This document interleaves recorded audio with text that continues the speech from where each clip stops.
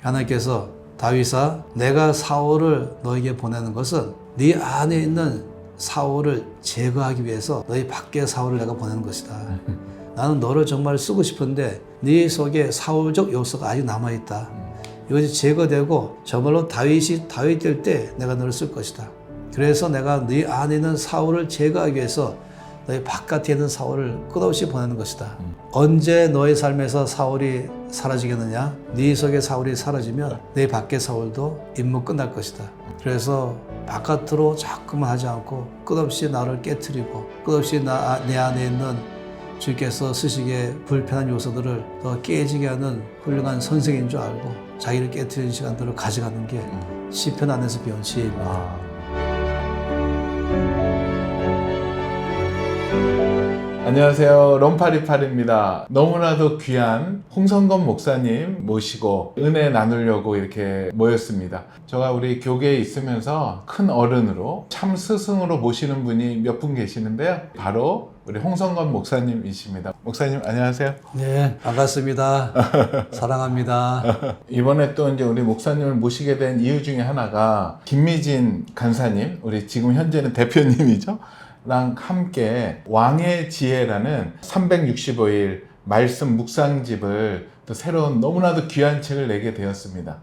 우리 또 말씀하면 우리 홍성건 목사님이신데 그 말씀 묵상집을 왕의 지혜 라는 제목으로 귀한 책을 내게 돼서 이 책과 더불어서 또 우리 목사님의 삶과 생각을 나누려고 이렇게 모셨습니다. 성경에서도 보면 지혜를 많이 얘기하시는데요. 목사님이 생각하시는 지혜의 그 말의 원뜻은 무엇일까요?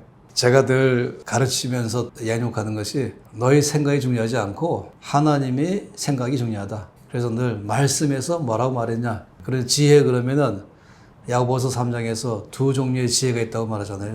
하나는 이 세상의 지혜가 있고 하나는 하늘의 지혜가 있다고 그러고 하나님이 지혜야말로 진정한 지혜이죠.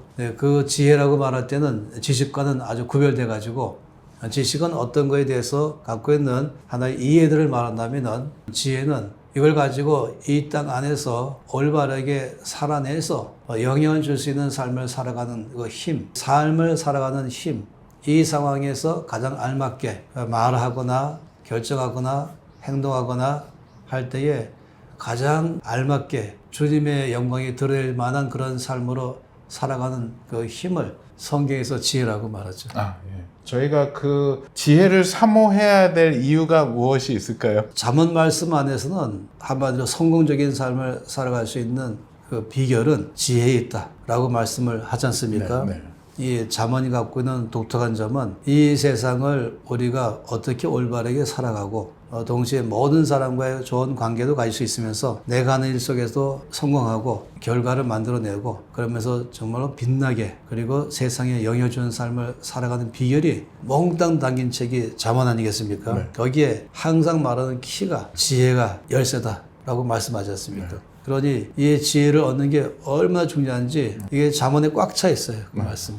그럼 그 지혜를 성경에서 그걸 잘 캐내야 되는데 그걸 어떻게 캐내야 될까요? 잠언에 아주 많이 말씀하셨습니다. 지혜가 어딨냐? 그 지혜는 오직 깊이 감춰져 있는데 그것은 하나님을 알아갈 때 그때의 지혜를 알아가야 된다. 특히 성경에서 말씀하실 때에 지혜의 가장 중요한 것은 예수 그리스도. 예수님은 바로 하나님의 지혜이다. 라고 말씀하시고 또 주님도 직접 말씀하시기를 솔로몬이 가장 지혜롭다고 말하지만 솔로몬의 지혜보다 더 큰 지혜가 여기 있다 라고 주님 자신을 소개했지 않습니까? 그러니까 예수님을 알아가면 알아갈수록 그 안에서 지혜가 막 나오는 거죠. 아멘. 그래서 지혜를 어디 깊은 땅 속에서 캐내는 것도 아니고 어디가 돈 주고 사는 것도 아니고 뭐를 함부로 받는 것도 아니고 오직 한 가지 예수님을 알아가면 알아갈수록 지식으로 아는 게 아니라 인격적으로 알아가면 알아갈수록 예수님 자체가 지혜이시니까 그 안에서 지혜를 얻기 시작하는 것이죠. 그래서 이번 나온 책이 지혜를 알아가는 보조의 역할, 성경을 또 보조해 줄 수 있는 그 역할의 귀한 책이라고 생각하고요. 제가 그 원고 내용을 보면서 은혜 받고 제가 또 메모했다가 우리 아침에 예배 나눌 때 직원들한테 또 나누기도 하고요. 또 잠언뿐만 아니라 시편을 선택을 하셨어요, 이번에. 왜냐면 성경에 66권 많이 있는데 목사님이 또 기도하시고 시편과 잠언을 선택을 하셨는데 왜 그 이유가 있으실까요, 목사님? 저는 대학교에 들어가면서 바로 그 내비게이터 선교회에 선배님을 만나게 됐어요. 저한테 제일 먼저 가르쳐준 게 말씀 묵상하는 것부터 가르쳐줬어요. 저는 어릴 때부터 물론 늘 예수 믿고 말씀 공부했지만 정말 묵상은 그때부터 본격적으로 했습니다.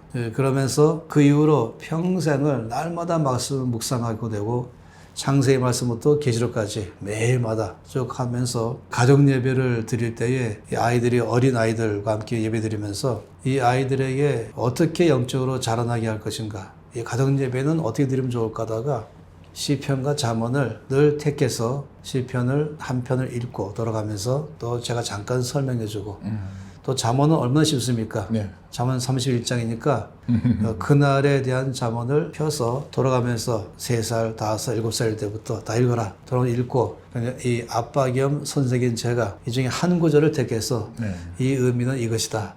라고 하면서 이 두 개를 늘 해줬어요. 네. 왜냐하면 하나님께서 성경 가운데 시편과 잠언에 준 이치는 뭐냐면은 시편은 하나님과의 친밀감 있는 교제의 삶을 사는 비결을 말씀하시고 또 하나님이 누구인지를 알려주시고 어떻게 신앙생활을 잘할 것인가를 알려주시고 잠언은 그런 이 신앙생활하고는 우리가 어떻게 세상에서 영향 주는 삶을 살 것인가를 말씀하기 때문에 이 두 권의 책은 정말로 우리가 말씀 묵상을 깊이 해서 심장에 새겨야 될 것이다 라고 봐서 이 아이들이 어릴 때부터 두 권의 책을 가정예배의 안에 모델로 삼고 이러면서 이것을 오히려 좀 묵상집으로 만들어서 온 한국교회 안에 온 크리스찬들에게 주는 것이 훨씬 더 유익하지 않을까 예. 생각했던 것입니다. 낙심되고 어려울 때는 저 항상 시편 1편부터 읽습니다. 시편을 이렇게 묵상하면서 이게 읽고 나가 보면 정말로 마음의 위로와 목사님 말씀하신 하나님과의 친밀감을 너무 느끼게 되더라고요. 네. 근데 이 두 권의 책이 참 놀라운 게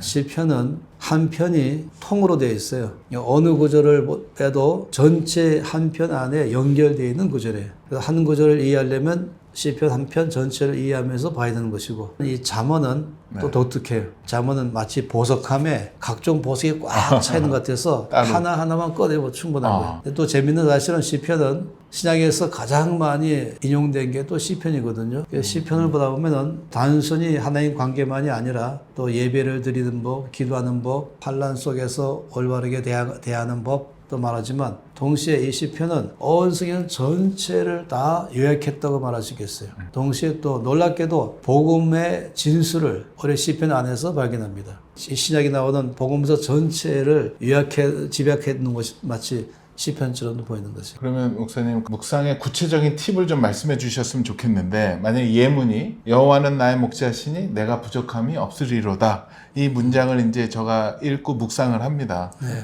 그러면 이제 이거를 목사님의 방법으로 이 묵상을 어떻게 해야 될까요? 그 문장을 가지고. 저는 그냥 늘 이 말씀 묵상할 때마다 말씀 자체에만 묵상하는 것이 원칙을 하고 있어요. 그게 가장 핵심이니까. 네. 그러니까 지금 말씀한 것처럼 23편에서 여호와는 나의 목자시니 나에게는 아무 부족함이 없습니다. 네. 이 한 절을 묵상할 때에 네. 첫 번째 딱 보면서 하나님은 누구시라고 생각하는 거지. 하나님은 목자시라고 그러면 목자는 누굴까 하면서 목자에 대해서 좀 묵상을 시작하는 것이에요. 양들을 이름까지 알고 또 양들을 다 각각 아침에 불러낸 다음에는 이 목자는 절대로 막대기로 이 짐승을 때린 법이 없어요. 그리고 뒤에서 막 몰아가는 법도 없고 목자는 그냥 앞에서 걸어가는 거예요. 그리고 말로만 하지. 그러면 놀랍게도 양들이 그 음성 들으면서 쭉 따라가는 것이에요. 그 목자는 양을 끌고 23편에 나오는 것처럼 이제 양들에게 필요한 푸른 초장으로 가서 쉬기도 하고 풀을 뜯어먹기도 하고 그러면 쉴만한 물가로 가서 또 물도 마시면서 또 쉬기도 하고 놀기도 하고 이게 이제 목자의 모습이잖아요. 그런 이 목자의 모습을 쭉 묵상을 시작하다 보니까 근데 누가 그러면 이 목자라고? 여호와. 그 여호와는 누구지? 하면서 자연적으로 모세를 부르실 때에 모세가 제가 이 사명을 성취하러 가는데 사람들이 저보고 누가 너를 보냈냐고 말한다면 하나님은 제가 어떻게 소개해야 됩니까? 할 때 하나님께서 명함을 딱 줬잖아요. 나는 여호와라. 여호와 그러면은 I am who I am. 나는 스스로 있는 자다. 나는 전능자다. 영원하다. 동시에 너희 모든 필요를 다 보면서 돌봐주고 입혀주고 공급하고 보호해주는 너의 목자여 너의 아버지다. 능치 못함이 없는 전능자이시다. 이 여호와 아니겠습니까? 그러니 자연적으로 이런 놀라운 여호와 하나님이 목자시다. 근데 또 나의 목자시다. 이 나의 개인에게의 목자로 오니까 결과적으로는 아주 벅찬 감격으로 그러므로 나는 아무 부족함이 없습니다. 여기가 끝나면 목사님 끝나는 시간이죠. 그래 뭐 한두 줄 가지고도 그냥 끊임없이. 맞습니다. 네. 이것이 이 시편 묵상의 아주 탁월한 점이죠. 한 절 묵상하면서 주님을 깊이 만나게 되고 힘을 얻게 되고 그러니 얼마나 큰 격려가 됩니까? 우리 이번에 이제 나온 그 왕의 지혜를 시청자들이 보신다면 어떤 도움을 받을 수 있을까요? 저는 특별히 지난 3년간 딴 모든 묵상하는 것을 중지하고 이 시편과 잠언만 일부러 더 많이 묵상을 했었어요. 묵상을 하면서 이것을 제가 저희 자녀들하고 또 제가 이 양육하는 김민희 간사님에게 보냈어요. 그랬더니 이제 은혜를 크게 받는 거예요. 그러다 보니까 이제 김민희 간사님이 이거 기왕이면은 책으로 내면 어떻겠냐라고 해가지고 그렇게 하자. 그러면은 간사님의 강한 점은 이 말씀을 적용하는데 너무 지혜롭게 잘해요. 늘 실행하는데 탁월해요. 네, 저희 역할은 먼저 실행하기 이전에 말씀 묵상할 수 있으려면은 이 말씀에 갖고는 뜻이 뭘까? 그 뜻을 정확하게 규정해 주는 것. 이것이 내가 하면 좋겠다. 그래서 이 시편 잠언 묵상은 365일 묵상이지만은 올 한 해만 딱 하는 책이 아니라 평생을 이거를 묵상하면 좋겠다 하는 마음에서 저의 묵상이 많이 있기보다는 오히려 다른 분들이 시편 잠언을 묵상할 수 있도록 자료를 만들어주는 건강하고 명확하고 기본적인 내용을 줘서 묵상을 정확하게 해서 자기 것 되게 할 수 있도록 해주면 좋겠다. 김민 간사님이 이제 저희가 이제 묵상을 보내주면은 목사님 이 단어가 그런 뜻이었어요. 그러면 훨씬 더 이해가 되네요. 훨씬 더 이제 내가 어떻게 살아갈 줄을 알게 됐습니다. 이런 게 제가 격려가 됐어요. 그러면 시편 잠언에 나온 내용들을 맞아요. 원래 뜻을 좀 많이 잘 줘서 정확하게 묵상하고 살아내도록 도와주는 것이 내 역할이겠다. 그런 생각이 들었습니다. 그래서 이번에 그 두 분의 콜라보가 너무나도 멋집니다. 제가 이렇게 보는데 그거 가지고 하루 종일 묵상을 하면은 너무 좋고 내일은 하나님이 이 책을 통해서 이 왕의 지혜를 통해서 나에게 무슨 말씀을 하실까 하나님의 음성으로 받아들이는 그 느낌이 있더라고요. 제가 아주 중요하게 생각하는 것은 묵상 방법이나 기교 저는 여기 별 관심이 없습니다. 그게 중요한 게 아니고 정확한 질문하는 거. 묵상을 하려면은 자 먼저 이 말씀의 이 내용을 파악을 해야 되지 않겠습니까? 네. 그 다음에 이제 그 말씀 내용이 파악이 끝나면 묵상하는 게 아니고 그 다음부터는 그러면 주님, 성령님 이 말씀을 통하여 저에게 무슨 말씀하시기를 원하십니까? 이게 이제 묵상의 시작인 것이에요. 거기까지 할 수 있도록 이 책이 도와주려는 것입니다. 그러면 이 말씀을 묵상하면서 지금 성령께서 나에게 말씀하고 계시구나. 그것이 중요하잖아요. 지식으로 어떤 걸 이해하는 것이 아니라 나에게 지금 말씀하시구나. 묵상의 첫 질문이 거기에 있어요. 성령님 이 말씀을 통하여 나에게 무슨 말씀 하시기를 원하십니까? 그럼 하신 말씀이 있게 되면은 두 번째 질문이 그렇다면 성령님 제가 이것을 저희 삶에서 어떻게 적용하며 살아내기를 원하십니까? 이 두 가지 질문만 있으면은 묵상은 다 끝나다고 생각합니다. 이 왕의 지혜를 매일매일 보니까 매일매일 하나님께서 저한테 말을 걸어 주시는 것 같아요. 할렐루야. 그리고 확실한 카피라이트 있잖아요. 성경 말씀에서 따오니까 맞아요. 오늘 하나님이 이렇게 말씀하시는구나. 맞아요. 하나님은 오늘 음성이구나. 믿겠습니다. 이렇게 지나가더라고요. 그 할렐루야. 중에 제가 또 은혜 받았던 한 구절, 목사님이 쓰신 구절인데요. 시편 44편 19절에서 21절입니다. 그 중에 이제 일부를 제가 한번 잠깐 읽어 드릴게요. 그들은 하나님의 이름을 잊지 않고 그분을 떠나지 않았다. 원망, 불평, 의심하지 않았다. 하나님에게서 떠나는 것보다 하나님의 의에 부서뜨림을 당하는 게 더 낫기 때문이다. 이 모든 게 하나님의 공의와 공평이기에 그분의 말씀에 귀 기울이지 않고 제 고집과 주관대로 행할 때 주어진 결과를 이미 말씀하셨기 때문이다. 지금 내 상황이 마치 잔인한 들짐승의 처소에 갇힌 것 같은가? 사망의 그늘로 덮인 것처럼 절망적인가?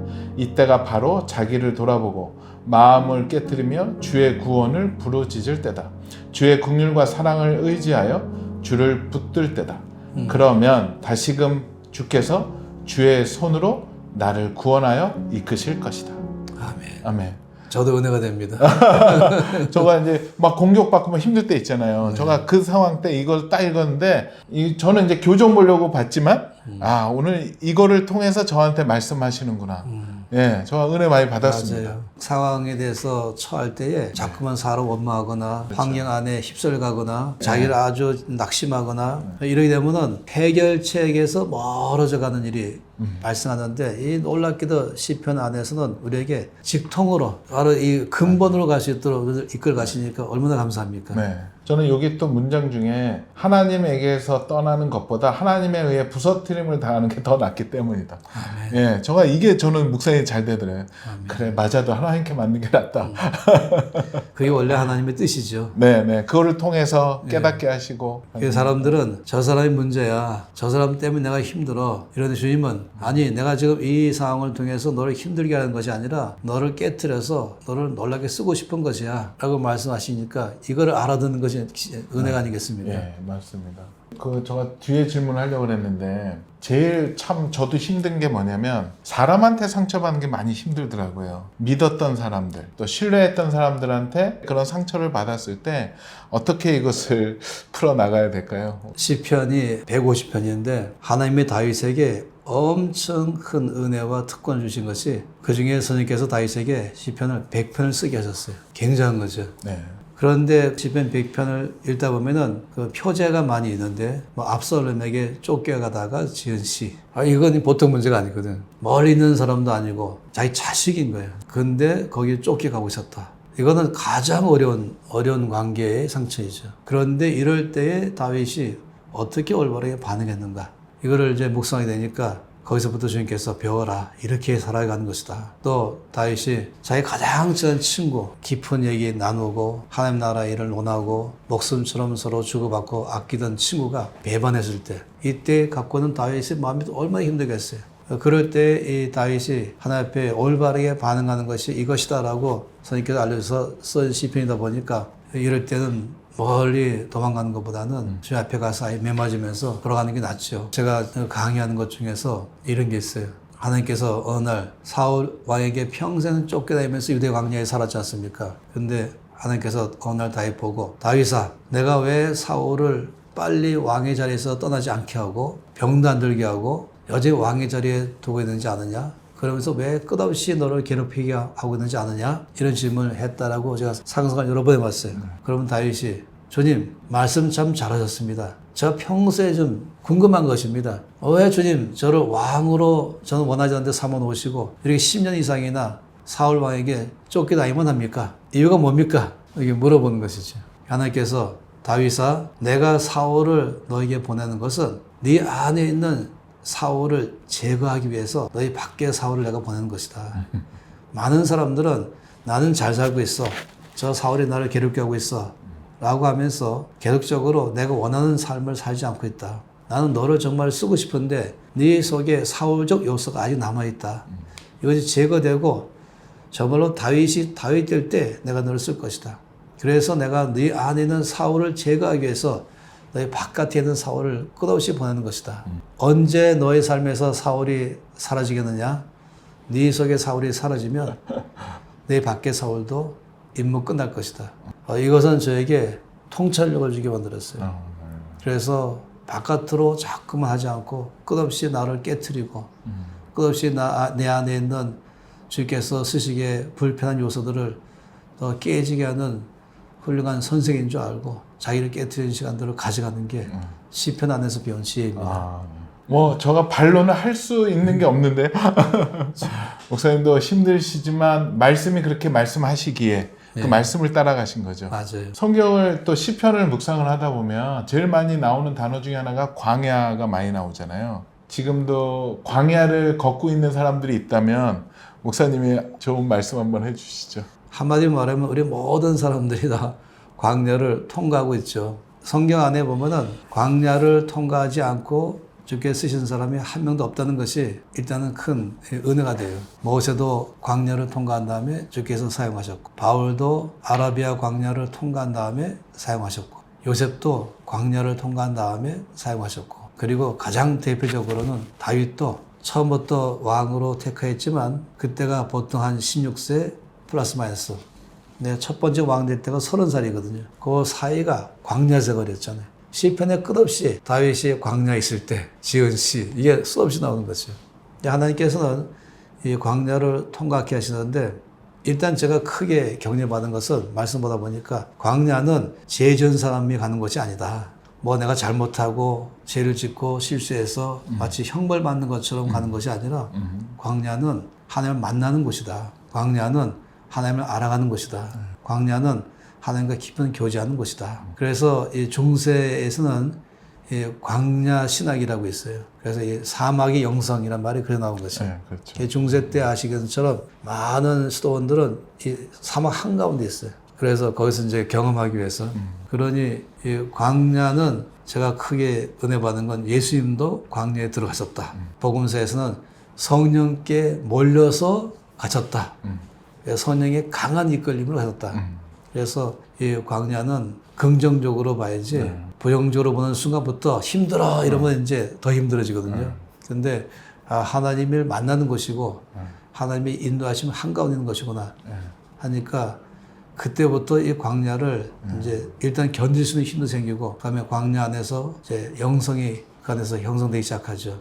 신명기 8장 2절 3절 말씀은 광야에 관해서 가장 정확하게 말씀하고 계세요. 이렇게 말씀했어요. 이제 광야를 다 통과한 다음에 마지막 약속의 땅 건너기 직전에 모여 있는 것이 모압 평지인데 그때 거기서 하나님이 모세를 통해서 말씀하신 게 신명기잖아요. 네. 그래서 지난 40년을 돌아보라. 애굽에서 나와서 이제 가나안 땅 가기 전까지 중간 과정에 지난 40년을 보라 하면서 하나님께서 왜 너희 모두를 광야를 통과케 하신 줄 아느냐 이 말씀을 하시면서 열쇠를 줬잖아요.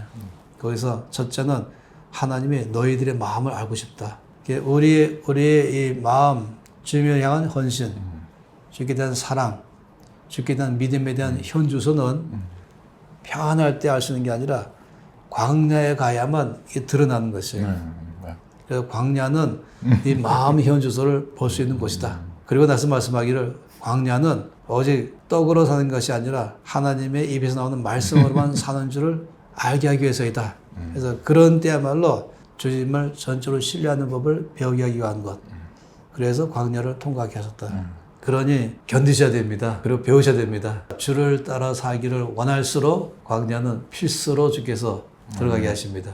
그래서 광야 학교를 통과하고 나면은 학위가 막 주어집니다. 광야 학교에 가려면은 최소한 BA 학위를 받은 사람이 들어갈 수 있어요. BA는 born again. 거듭난 사람이야 광야 학교로 들어갑니다. 거기서 이제 첫 번째 석사 학위를 받아요. MA는 make anew. 새로워지는 사고부터 시작해서 온 삶을 이전에 있었던 이 모든 이 삶의 원칙과 방식과 가치와 기준들이 다 무너지면서 하나님의 방식대로 변해가는 과정이 광야 학교의 과정에서 그걸 통과하면 MA 과정이 make anew. 그걸 지나면은 드디어 이제 박사 학위로 들어갑니다. 박사에 가면은 PhD 그러면은 praise him daily. 아무것도 없는 가운데 있는 광야 한가운데라도 나는 주님으로만 기뻐하며 주님을 찬송합니다. 이럴 때 주어진 학위가 PhD이죠. 그런데 신학 박사 학위가 있어 THD가 있죠. THD는 thank him daily. 날마다 범사에 감사하는 법을 거기서 배우는 것이에요. 그 어디 성경에 나옵니까? 성경에 나오죠. 여러 차례 나오죠. 범사에 그거를 정리를 이제 목사님이 재밌으라고. 너무 좋습니다. 그리고 광야 대학이네요. 광야 대학에서 가장 이제 최고의 하이라이트 학위는 DD라 그러죠. 보통은 이제 Doctor of Divinity 해가지고 최고의 학위인데 광야 학교에서의 DD 학위는 Doctor of Desert. 드디어 여기는 이제 닥터라말 붙이면 Doctor of Desert. 광야 박사. 드디어 받는 것입니다. 학위를 완전히. 그 다 받는다면은 얼마나 큰 행복이겠어요. 이 광야에 대한 또 글이 여기 묵상집에 있었는데요. 이번에는 김미진 우리 간사님 묵상을 하려고 합니다. 시편 63편 1절 2절 가지고 김미진 간사님의 그 묵상인데요. 내 인생에서 최고의 선물은 광야였다. 예수 그분을 소유하게 되었다. 광야에서의 간절함은 주의 말씀을 심장으로 듣게 한다. 말씀이 나를 이끌어 간다. 그 힘든 시간을 살아내게 한다. 지금 고통과 눈물의 시간을 통과하고 있다면 다른 곳으로 가거나 헛된 위로자를 찾지 말자. 오직 예수 그분께 답이 있다. 예. 아멘. 확실히 제자입니다. 예, 우리 목사님의. 자랑스럽습니다. 예. 하여튼 이런 식의 글, 우리 목사님이 그 한 구절을 가지고 목사님의 묵상을 나눠주시고 또 실천 면에서 우리 미진 간사님이 또 그거에 대해서 의견을 쓰시고 마음을 나누셨던 그런 글을 이제 보여드리고 있습니다. 목사님 아까 말씀하신 것 중에서 그 광야 대학에서 하나님을 이제 신뢰하는 것을 배우게 된다고 하잖아요. 네. 저도 이제 신앙생활 하다 보니까 이 그 신뢰가 딱 갖춰주면 모든 문제가 해결이 되더라고요. 또 이게 무너지면 모든 문제가 다 생기고. 목사님 그 하나님을 신뢰를 어떻게 해야 될까요? 하나님께서 성경에서 끝없이 나는 신실한 하나님이다 하면서 하나님은 여러 차례 여러 말씀 가운데서 사람이 아니셔서 거짓말하지 않으시고 하나님은 약속하신 바를 반드시 지키시고 라고 하지 않습니까? 네. 이 하나님의 성품에서 가장 기본되는 성품이 두 가지입니다. 하나님은 전능하시다. 두 번째, 하나님은 신실하시다. 약속하신 바를 반드시 지키신다. 성경 말씀 안에서 시편에서 많이 나오는 단어가 인애와 진실, 또는 인자와 진리 이런 단어가 원래는 다 같은 언어예요. 인자, 인애라는 단어는 이 단어 자체가 갖고 있는 게 하나님의 말할 수 없는 사랑, 조건 없는 사랑, 큰 사랑 이걸 쭉 말씀하고 있다면은 진실 또는 신실 이 말씀은 약속하신 하나님은 그 약속을 반드시 지키신다. 이것이 기반이 된 말씀이에요. 그러다 보니까 시편을 묵상하면 엄청 많이 두 단어에 이제 부딪히기 시작하거든요. 주님은 인으로우시고 아주 인자하시고 진실하시다.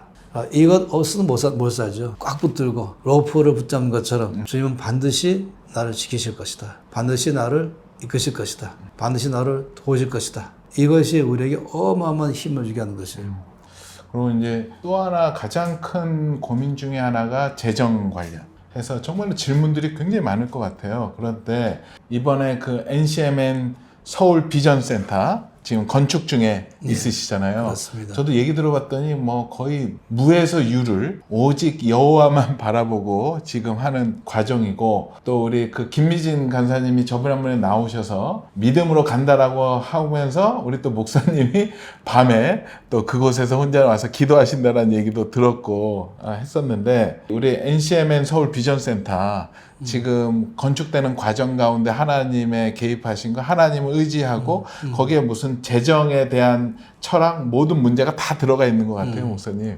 김민관 사님이 지난번 말씀하신 모르지만은 NCM이 시작할 때에 제가 공포한 것이 우리는 건물 짓지 않는다. 우리는 건물을 빌려 쓴다. 그러면은 이제 서로가 좋으니까 그래서 이제 건물을 빌려 쓰면서 하나님 나라의 재정 원칙은 공짜가 없고 합당한 대가를 지불하기 때문에 늘 후하게 임대료를 지불하면서 그렇게 또 사역이 왔었어요. 네네. 그런데 NCM의 모임들이 규모가 작지 않다 보니까 그렇죠. 너무 그냥 전 세계적으로 지금 또 한 번 모일 때도 숫자도 모일 만한 그런 공간이 필요하고 모일 때에 아무래도 토요일 날 모여야 되기 때문에 그래서 토요일 아침 일찍부터 밤까지 종일 이 많은 숫자 모이려면은 아무래도 그 정도의 공간은 필요한데 기왕이면은 교회를 쓰는 것이 좋지 않겠는가. 네. 근데 교회가 다음날 주일이기 때문에 쉽지가 않은 거예요. 그렇죠. 그래서 본당을 안 빌리고 가급적이면은 본당 말고 갖고 있는 또 하나의 엑스트라 방을 하다 보니까 규모가 또 있는 곳이 돼야 되고 또 전국에 쏘다 보니까 교통이 편리해야 되고 또 차도 오면 주차도 해야 되고 이렇게 해서 움직이는데 그래도 은혜로 해왔어요. 그렇지만 매번 여기서 모였다가 저기 모였다가 떠돌이 생활을 계속 하고 있었죠. 했었는데 그러다가 뻥 터졌잖아요. 일단은 NCM 모임은 교회가 무서워하는 거예요. 불특정 다수가 전국에서 오니까 이거는 교회가 당연히 안 되죠. 이런 상황들이 반복되면서 고민을 많이 했어요. 결국 건물을 지어야겠다라고 할 수 없이 결정을 했어요. 그런 다음에 감사하게도 조그마한 땅을 하나 주께서 주셔서 그걸 현금으로 바로 살 수 있는 은혜가 있고 건축할 때에 자연적으로 이제 건축회사가 우리 건물을 건축할 때는 돈을 잘 주는 단체인가부터 봐야 되지 않겠어요? 네. 그래서 우리 갖고 있는 기존의 건물을 좀 담보로 해가지고 은행에서 여기 대해서 보증을 쓰고 이게 일반적인 방식 아니겠습니까? 그래서 은행 몇 개의 아주 우리나라의 신뢰할 만한 은행들은 뭐 NCM은 재정이 늘 튼튼했고 네. 빚도 없이 살았고 네. 그리고 이렇게 또 건물 하나 있으니까 여차하면은 이 건물 시가가 이 공사대금 전체와 맞먹는다. 그러니 우리가 보증하겠다라고 이제 했죠. 네. 그러니 뭐 당연히 건축에서는 이 정도의 아주 신실한 은행이 보증 쓴다면 뭐가 문제겠냐라고 시작하는데 김민 간사님이 찾아왔어요. 기도할 때마다 너무 마음이 불편하다고 주님이 질문하시기를 너는 어느 은행이 제일 튼튼하냐? 라고 물어보시니까 이런 은행 저런 은행 또 지금 어느 은행이 튼튼하냐? 주님 뭐 하신 말씀이 계십니까? 했더니 너희가 늘 강의하고 있는 하늘은행이 있지 않냐? 그러니 이제 주님 말씀을 알아들었잖아요. 그리고 하늘은행장이 있지 않냐? 그래서 다시 건축해서 만나가지고 우리 은행 바꾸겠다고. 당연히 바꾸면 좋죠. 뭐 더 좋은 데 있으면 바꾸세요 했더니 하늘은행이면 했더니 우리가 모르는 은행인가요? 그랬다가 하늘은행장은 우리 하나님이시면 했더니 이제 기가 막힌 거예요. 그런데 이제 우리 김 간사님이 아주 합리적으로 정확하게 했죠. 걱정하지 마시라고. 매달 대금을 지불하겠다. 매달 공사한 만큼을 현금으로 주겠다. 근데 만약 못 주면 우리 건물 가져가라. 그러다면 되는 거잖아요. 그러니 이제 그럼 짓자 해서 시작하면서 처음에는 제가 이 건물만 늘 눈에 있었어요. 든든하게. 근데 주님께서 이 건물 아니지. 너희 갖고 있는 신뢰는 이 건물이냐? 너희 안정감은 건물이냐? 이 재정에서 가장 중요한 핵심은 세 가지예요. 하나님은 모든 것의 주인이시다. 두 번째는 하나님만 나의 공급자이시다. 세 번째, 하나님만 나의 안정감이시다. 이거를 늘 강의해 왔었는데 또 질문하는 것이 너의 안정은 어디냐? 누가 너의 공급자이냐? 하나님이십니다. 그렇다면 내가 너희 보증을 쓰겠다. 은도 내 것이요 금도 내 것이다 라고 말씀하신 주님, 내가 나의 뜻을 위해서는 땅과 바다도 그리고 하늘과 육지도 나 진동시키며 열방의 재물을 모으는 나 하나님이다 라고 말씀하시니까 이제 오케이 했어요. 이것저것 우여곡절 끝에 건축회사가 동의했죠. 그래서 매달마다 주는데 보통 10억씩 들어가요. 그리고 이제 건축원금이 지금 만들어져 세이브돼 있는 거는 없는 없죠. 없는 상황이죠. 네. 이것에 의지하고 오셨으니까. 근데 이거 의지하지 말고 주님을 의지하라. 그리고 빚 없이 짓는 거에 관해서도 주님 원칙 아니냐. 주님을 신뢰하고. 그런데 여기는 조건이 있었어요. 항상 재정 원칙이 0 곱하기 1억은 0, 1 곱하기 1억은 1억. 이것이 재정 원칙의 성경적 재정 원칙의 수학 공식이에요. 그러니까 0 곱하기 1억은 0이란 말은 나는 아무것도 안 하면서도 주님은 전능하시니까 뭐 이 정도쯤이 아무것도 아니시죠. 라고 말하는 이거는 0 곱하기 1억의 수학이다. 이거는 한마디로 말하면 광신자의 믿음인 것이에요. 가령 예수 믿는 농부가 범의 바가에 새벽부터 앉아가지고 전능하신 주님, 창조주 하나님을 찬양합니다. 내가 이 밭에 아무 일을 안 해도 주님은 전능하셔서 이 밭에서 많은 열매를 맺게 할 줄 믿습니다. 그러면 결과는 아무것도 없거든. 그러면 주님은 전능하지 않으신가? 이런 문제로 가면 안 되잖아요. 주님은 원칙을 줬죠. 밭에 올 때에 쟁기를 들고 와라. 그리고 딱딱해진 땅을 갈아 엎어야 되고 깨트려야 되고 그 다음에 내가 너에게 종자씨를 줬지 않냐. 그걸 가지고 와서 다 심고 그걸 덮고 그리고 기도하라. 내가 햇볕과 비는 내가 주겠다. 그리고 매일 와서 또 잡초도 뽑아야 되지 않겠냐. 근데 그러면 주님께서 거기에 수확하실 때는 어느 농부가 봐라 내 능력이 이렇게 말하면 누가 있겠어요. 나는 이 깨알 만한 종자만 심었는데 여기에 100배 이상의 열매를 주시는 주님 보면은 이건 모두가 다 하나님을 인정할 수밖에 없는 것이죠. 이제 이것이 이제 1 곱하기 1억이에요. 일이라는 것이 최소 일이 아니고 최선의 일인 것이에요.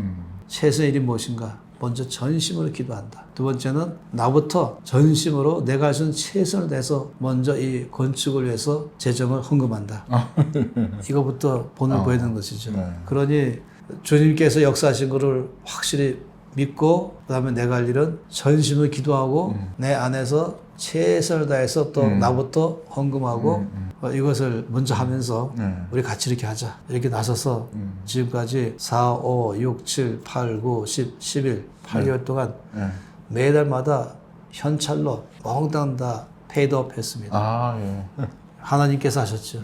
그러니 너무도 놀랍고 에스겔서 말씀 읽을 때에 하나님이 에스겔 통해서 포로된 이스라엘을 내가 다시금 예루살렘으로 회복할 터인데 너희가 의로워서가 아니고 신실해서가 아니라 너희 죄 때문에 여기 와 있는 것이 아니냐. 내가 아브라함의 약속 때문에 내가 나의 거룩한 이름 때문에 너희를 이 땅에서 건져서 약속 땅으로 가게 할 것이다. 그렇게 함으로 너희는 내가 누군지를 알게 되리라. 그 열방도 이 사건을 통해서 내가 누군지를 알게 되리라. 그래서 이 알게 되리라는 말씀이 에스겔에서 60번 나와요. 주님께서 서울 비전센터 이 건축 공사 시작해서 마칠 때까지 온 과정 안에서 너희는 알게 되리라. 또 세상이 알게 되리라. 하나님이 어떤 분이라는 것을. 이거에 대한 기대가 큽니다. 아멘. 지금도 진행 중 아닙니까? 한 3분의 2 정도 지난 거고. 네. 지하 2층에 지상 5층인데 대표님 아신 것처럼 이 지하 공사가 반을 차지하잖아요. 그렇죠. 지하 공사 이미 끝났고 네. 아주 탄탄하게 딱 올라가고 현재 1층 바닥 공사 끝났고 2층 바닥 공사 끝났습니다. 네. 이제 5층까지 금방 가게 됐죠. 그 아마 비전 센터가 세워지면은 그게 어떻게 보면은 믿음의 열매가 될 수 있겠네요. 거의 간증들이 다 들어가 있고요. 주를 신뢰하는 모든 크리스천들에게 정말로 롤 모델이 되고 싶고요. 그래서 격려해주고 싶고 위로하고 싶고 또 도전도 하고 싶고 빚내서 하지 말자. 그리고 정말로 믿음으로 최선을 다하면서 부지런하고 정직하고 신실하게 살아가는 살 때 주님은 역사하신다. 거기 뭐 길갈에 돌비 같은 거 막 세워놔야 되는 거 아닙니까? 크리스찬들이 또 가장 궁금해하는 영역이 기도 영역인 것 같아요, 목사님. 도대체 기도를 어떻게 해야 되냐? 어떻게 해야지 하나님께 기도하고 또 하나님의 그 응답을 받을 수 있느냐? 음성으로 받는가? 그리고 또 그 음성을 받으면 그걸 어떻게 분별할 수 있는가? 그 단계가 이제 필요한데 목사님 기도를 어떻게 해야 될까요? 늘 성경에서 말씀할 때에는 기본적인 것부터 말씀했잖아요. 야고보서 말씀에 너희가 얻지 못하면 구하지 않았기 때문이다. 그래서 첫 번째는 구하라. 이게 늘 첫 번째 원칙이고 두 번째 야고보서에서는 너희가 구했는데 얻지 못하면 잘못 구했기 때문이다. 두 번째는 구하되 올바르게 구해야 된다. 이 두 가지가 중요한 원칙 아니겠습니까? 그래 마태복음 7장 또 누가복음 11장 말씀에서는 너희 아비 된 자 누가 자식이 떡을 달라고 하면 돌을 주겠느냐. 구하는 자에게 반드시 좋은 것을 주지 않겠느냐. 하나님 아버지께 내 필요를 구하는 것 반드시 주실 것이다. 이거에 대한 근본적인 이 기도의 원칙, 이것이 기도의 시작이다 라고 말씀하시고, 그런데 구할 때 주의 뜻대로 구하는 것이다 하는 것이 성경에 여러 차례 나오지 않습니까? 그러니 늘 기도할 때마다 주님 이 제가 지금 구하는 것은 주의 뜻입니까? 나의 뜻입니까? 라고 주께 여쭤보면은 하나님의 음성을 들을 수 있거나 없거나 하나님의 뜻을 알거나 모르거나 상관없이 모든 믿는 사람들은 그 질문하는 순간에 다 알게 돼 있어요. 왜냐하면 모든 믿는 사람 안에 계신 성령께서 그냥 바로 알게 해주시잖아요. 맞습니다. 우리 안에 계신 성령을 신뢰해야 되는 것이에요. 그냥 나의 갖고 있는 어떤 이해력, 나의 판단력으로 하는 것이 아니라 우리 모든 믿는 자와 함께 계신 성령께서 우리가 주의 뜻이 뭔가를 알고자 하는 자에게는 반드시 알게 해주신다. 성경이 말씀했죠. 여러 차례 말씀했죠. 그래서 우리가 무엇보다도 우리 안에서 우리를 주의 뜻으로 이끄시고 주의 뜻을 분별하게 하시고 주의 뜻대로 구하게 할 수 있는 성령님이 항상 함께 계신다. 이것을 먼저 믿어야 됩니다. 내 안에 계신 성령님. 이건 가장 놀라운 은혜이죠. 선물이죠. 하나님이 주신 세 가지 선물. 그 아들 예수님 주신 거, 성경 주신 거, 성령 보내신 거. 아주 기가 막힌 하나님의 최고의 세 개의 선물이에요. 그죠? 예수님 보내신 거는 구원을 성취하셨고, 성경 주심으로 그 어떻게 삶을 살 것인가에 대한 교과서를 주시고, 성령 보내심으로 이 뜻도 알게 하시고, 살기로 결정하면 살 힘도 주시고, 논리적으로도 완벽하고, 수학적으로도 완벽하고, 이게 살면 되는 거예요, 그냥. 근데 이제 그 하나님의 뜻을 받아서 어떠한 선택의 순간에 하나님의 뜻을 정말로 실천하고 싶은 사람들이 굉장히 많은데 어떤 선택을 어떻게 분별을 해야 될까라고 고민하는 분들이 굉장히 많아요. 응답받는 기도 속에서 보면은 주님께서 마가복음 11장 24절 말씀에는 너희가 무엇이든지 기도하고 구하는 것은 받은 줄로 믿어라. 그리하면 너에게 그대로 되리라. 네 가지를 말씀했어요. 무엇이든지 이 기도 제목이거든. 여기 중요한 건 주의 뜻대로 구하면 되는 것이고, 그러니까 주의 뜻을 따라서 무엇이든지 기도하면 두 번째가 그거 가지고 기도하고 구하라. 세 번째는 받은 줄로 믿어라. 받을 줄로 믿으라. 구한 다음에는 응답됐고 그리고 나에게 주셨음을 믿는 것이에요. 그리고 네 번째가 그대로 되리라. 이게 1, 2, 3, 4번인데 많은 사람들이 1, 2, 4, 3으로 바꿔버려요. 그러니까 응답된 다음에 믿으라 그런 것이에요. 주님은 믿으라 그러면 그대로 되리라 네. 라고 말씀하셨어요. 그래서 제가 이제 어떤 사람들이 계속 기도만 하고 있어요. 네. 무슨 기도했습니까? 들어보니까 주의 뜻이에요. 그러면 그 기도를 들으신 줄 믿습니까? 믿습니다. 그러니 기도했다면 또 기도하는 것이 아니라 아버지 제 기도를 들으셔서 감사합니다. 제가 구한 것을 이미 주셔서 감사합니다. 그럼 놀랍게도 이것이 내 삶에서 경험되기 시작하는 거죠. 네. 항상. 너무 쉬운 문제인데 네. 이 3, 4를 바꾸는 이 두 가지가 네. 많은 신앙생활에 최고의 기본을 잘못 닦아놔가지고 신앙생활 어렵게 많이 했어요. 성경 말씀에 늘 보면은 내 믿음대로 될지어다. 이 하나님 약속이 여기 있어요. 안 보이는 세계에 약속으로. 그러면 이것이 보이는 세계에서 성취해서 우리가 경험하잖아요. 이 중간에 통로가 있어요. 이 파이프가 바로 믿음이라는 파이프입니다. 이 약속을 내 삶에 경험하려면은 믿음을 가질 때 네. 되는 것이에요. 그래서 주시옵소서 한 다음에는 내 기도를 들으심을 감사합니다. 주셔서 감사합니다. 그 다음에 움직이는 것이에요. 그럼 놀랍죠? 그때 바로 나의 것 되기 시작해요. 그냥 살아내면 되는 것이에요. 네. 그 성경에 봤더니 저도 믿음에 굉장히 관심이 많아서 도대체 이 믿음을 어디서 살 수 있으면 사야 될 텐데 성경에 그 답이 믿음은 들음에서 난다라고 하시더라고요. 그렇죠. 아, 이거구나. 말씀을 내가 듣고 보고 묵상하고 깨닫고 이게 결국은 믿음을 따로 사오는 게 아니라 그 말씀을 듣다 보면 믿음이 자연적으로 이렇게 생기는 거구나. 저가 맞게 해석이 된 건가요, 목사님? 예, 그렇죠. 예를 들어서 누가복음 5장에서 이제 어부가 나오지 않습니까? 베드로. 이 전문가 어부가 밤새 고기 잡았지만 한 마리도 못 잡고 날이 샜잖아요. 네. 그물을 손질하고 있을 때 주님이 오셨죠. 베드로에게 말씀하기를 깊은 데로 가서 그물을 내려 고기를 잡으라. 이때 베드로의 답변이 놀랍습니다. 제가 밤새도록 수고했지만 얻은 것이 없었습니다. 그러나 말씀에 의지하여 그물을 내리겠습니다. 이게 믿음인 것이에요. 말씀에 의지하여. 주님께서 말씀했잖아요. 깊은 곳에 가서 그물을 내려 고기를 잡으라. 이 말씀을 들었잖아요. 로마서 10장 17절에 믿음은 들음에서 나며 들음은 그리스도의 말씀으로 난다. 하니까 이 믿음의 충돌이 뭐냐면 자기의 경험이에요. 내 경험을 의지할 것인가. 또 믿음의 충돌은 자기 생각이에요. 또 믿음의 충돌은 자기 느낌이에요. 또 믿음의 충돌은 다른 사람의 생각이에요. 다른 사람의 말. 믿음은 이거 다 내려놓고 이때에 하나님이 나에게 뭐라고 말씀하셨는가. 그러면 성령 하나님이 바로 알려주시죠. 그러면 내 경험이나 느낌이나 생각과 충돌한다 할지라도 베드로처럼 어제 말씀에 의지하겠습니다. 이게 믿음이지. 아멘. 목사님 말씀을 옆에서 들으면 다 된 것 같은데요. 또 이제 뒤돌아서서 이제 혼자 나가려고 하면 되게 힘든데. 예. 살아내자. 야, 아멘. 살아내자. 예. 제가 김일희 과장님 좋아하는 이유가 있어요. 예. 그냥 살아내는 거예요. 예, 그냥 살아내고. 또 그리고 이번에 이 왕의 지혜를 보시면 살아낼 수 있습니다. 아멘. 매일매일 말씀으로 여러분을 아마 응원하기 때문에. 예. 저 목사님을 보면 목사님 많이 하시는 단어 중에도 하나가 이건데 하나님을 경외하는 거에 있어서 저도 하나님을 경외하는 게 제가 가장 좋아하는 단어인데요. 하나님을 경외하는 방법? 목사님은 어떻게? 대표님이 정확하게 질문을 잘하시네요. 네. 이 시편과 잠언의 가장 키워드가 여호와를 경외함 꽉 차 있잖아요. 네. 그리고 여호와를 경외하는 것이 지식의 근본이다. 여호와를 경외하는 것이 지혜의 근본이다. 라고 말씀하셔서 우리 모든 삶의 가장 기본은 여호와를 경외하는 것이다. 근데 그 단어 자체가 영어로 보면은 fear the Lord, 그래서 두려워한다 이거잖아요. 네. 근데 긍정적인 두려움인 것이에요.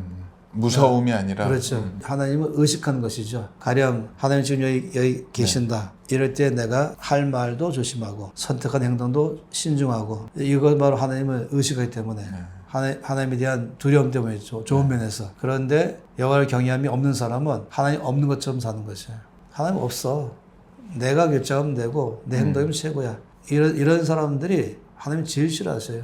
정치하는 사람도 주를 두려워할 줄 알아야 되고 장사하는 사람도 두려워할 줄 알아야 되고, 우리 일상생활의 모든 삶 속에서 늘 주를 두려워할 줄 아는 것, 다시 말하면 코람데오의 삶이죠. 그 주님의 임재를 안에 사는 것. 지금 내 앞에 주님이 계신다. 주님이 다 보고 계신다. 그럼 내가 어떻게 말할 것인가. D.L. 무디가 자기 혼자 있을 때 생각하는 그것이 중요하다. 예, 사람이 혼자 있을 때 생각과 행동, 사람들 속에 있을 때 그때의 행동, 이것이 일치할 수 있게 하려면은 여호와를 경외하는 마음밖에 없는 거예요. 마지막으로 질문을 하나 하려고 합니다. 하나님이 너는 누구냐? 너의 정체를 밝혀라. 라고 물으신다면? 제가 너무 좋아하는 질문이에요. 아, 네. 제가 좀 오랜 세월 동안에 신앙생활을 하면서 저 자신도 볼 때 뭐가 가장 중요할까? 또 많은 사람들을 훈련시키다 보니까 무엇이 가장 중요할까? 보면서 두 가지로 결론 지었어요.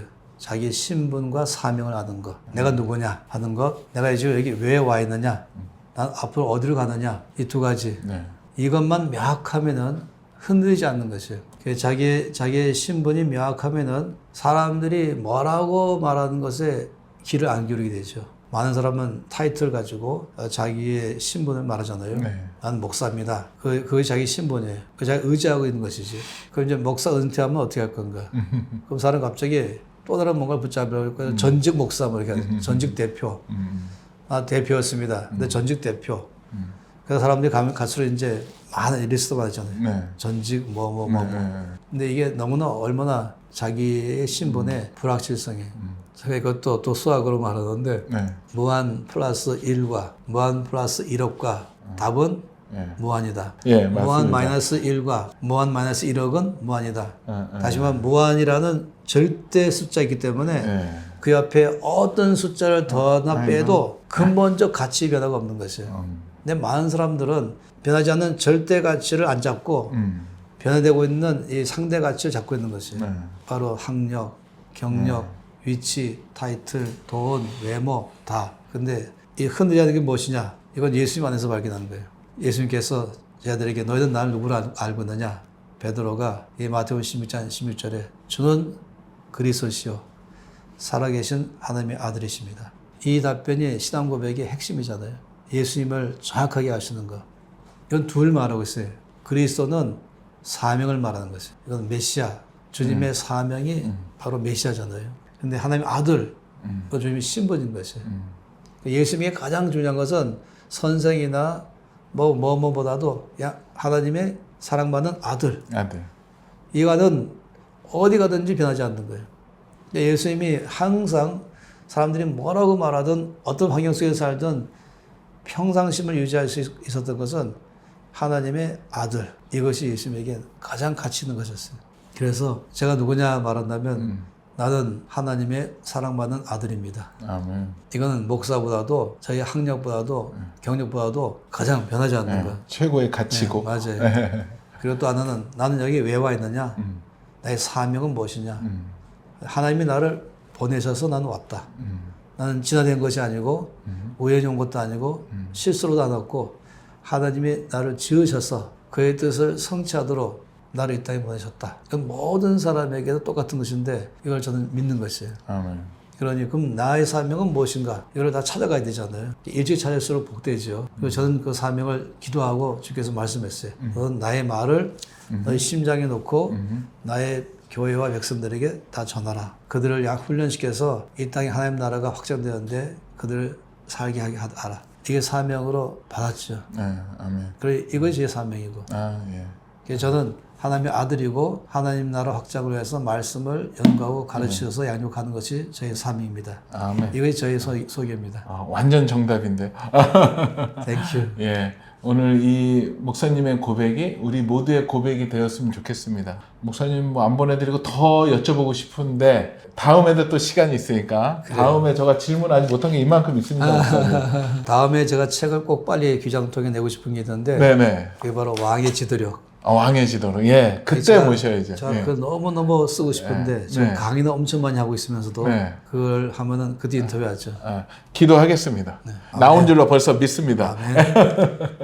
예, 너무 감사하고요. 아, 저 아까 말씀 못 드렸는데 서울 NCMN 서울 비전센터 너무나도 아름다운 곳이 될 것이고 믿음의 유산이 될 것이고 그곳에서 또 많은 사람들이 하나님 나라를 배워갈 텐데 거기에 십시일반 우리가 함께 모였으면 좋겠다라는 마음이 들더라고요. 그래서 영상 아래에다가 후원 구자를 넣을 텐데 기도하시고 하나님이 도우라 하시면 같이 돕고 그곳에 일어나는 기적을 같이 맛보았으면 좋겠습니다. 네. 이제 한마디 덧붙인다면 건물을 짓는 게 중요한 게 아니라 사용이 중요하죠. 네. 목적. 그래서 이 비전센터는 이 많은 사람을 훈련시키는 장소. 두 번째는 수많은 다음 세대들을 일으키는 데에 이것을 통해서 일으키도록 하는 장소.